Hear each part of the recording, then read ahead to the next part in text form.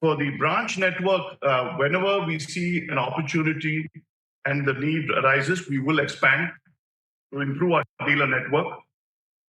With regard to the ERP implementation, it's helped us with better visibility and transparency. We have improved our operational efficiency and productivity.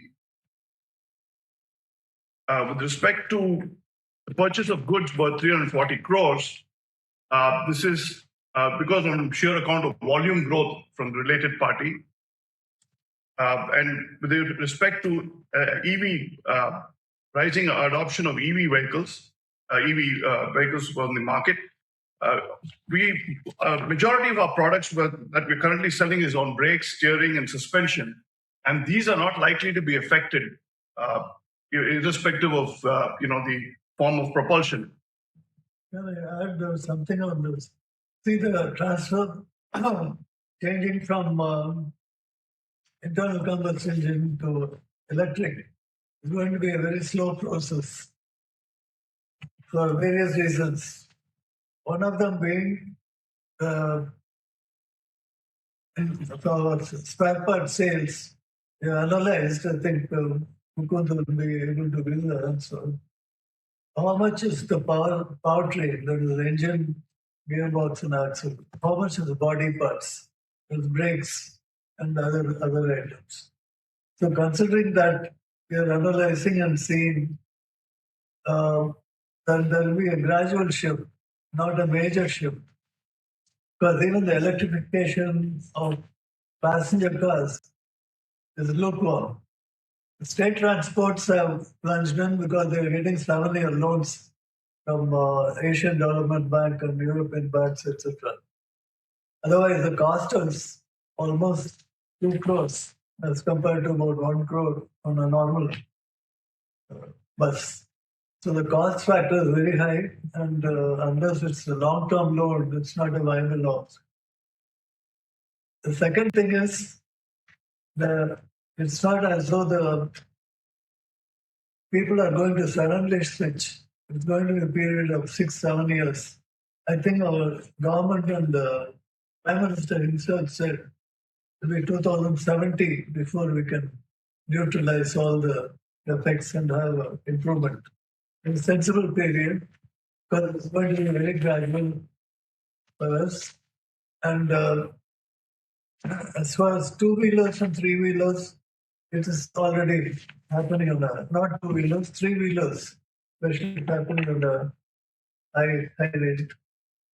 The rest of the things, as I mentioned, the buses operated by state transport, it depends on the foreign loans coming at low interest and long period of time.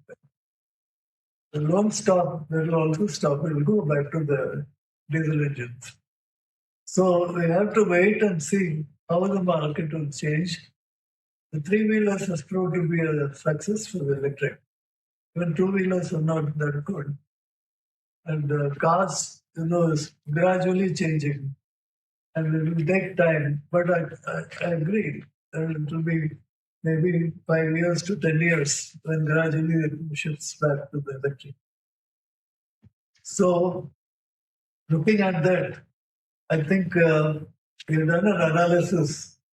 What could be the loss by going electric? Engine parts, driveline parts. And we're looking at how to diversify our portfolio so that we don't drop in our share of the business with vehicle manufacturers. That's right, Chairman. So as Chairman pointed out, right now, the engine components constitute about 9% of our sales. And we're slowly seeing that it's going gradually with the improvement in quality of the engine components that's coming down. And we've exited quite a few of the components which were earlier we were doing. So as we go along, we will try to compensate it with other product lines. And we see brake, steering, suspension as our core strategy to increase the business going forward. And there will be other consumables which will add to this kitty. With respect to ideal working capital turns, we will continue with what we've been doing. Our working capital turns and the norm of 5 to 6 times, and that will continue, and we will monitor it as we go. And with regard to investment, I would request our Director, Mr. M. Krishnan, to clarify. Actually, you also clarified on the question of number of channels of the distribution. They need more than one channel. The first question is, any plans to monetize listed, private, or mutual fund investments? We have investments in debt and equity. Equity investments, we have no plans to monetize. Debt investments have finite maturity periods. As and when they mature, we will reinvest it. There's a question regarding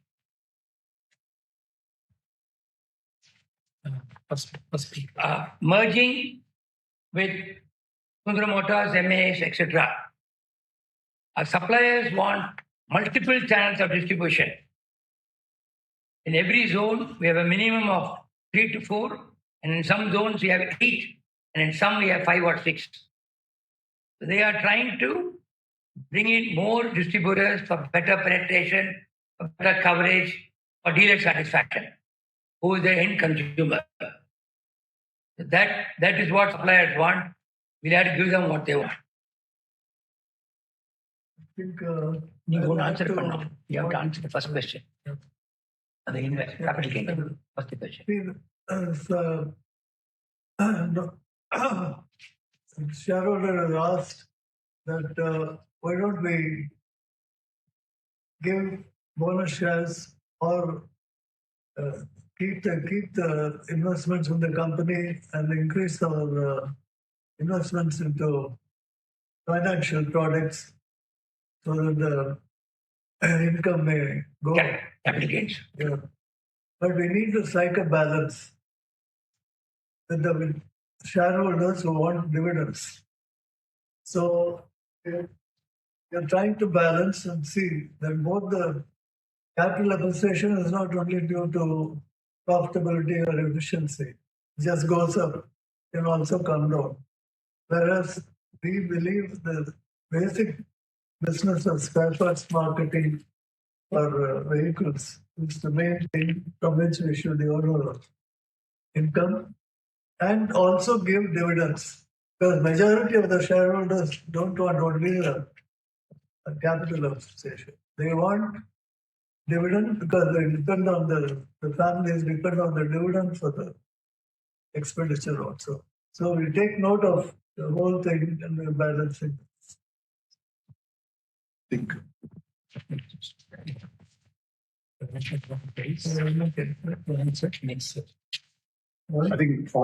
I think we've answered all the queries, so we'll move on to the next agenda.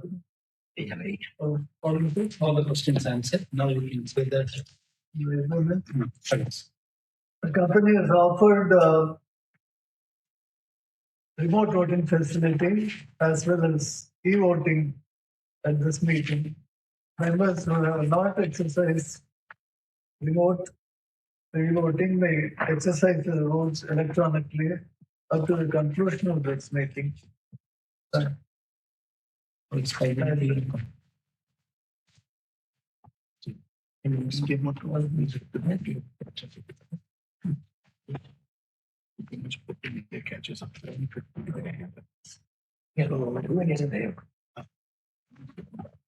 Yeah, we'll take up 5 minutes.